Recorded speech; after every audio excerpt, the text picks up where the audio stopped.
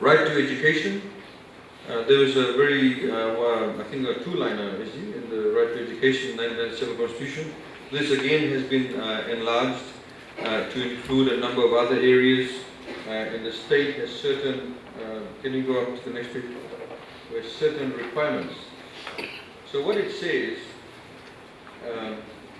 the state must take reasonable measures within its available resources to achieve the progressive realization of the right to free early childhood, primary, secondary, and further education, and to education for persons who are unable to complete the primary, secondary education.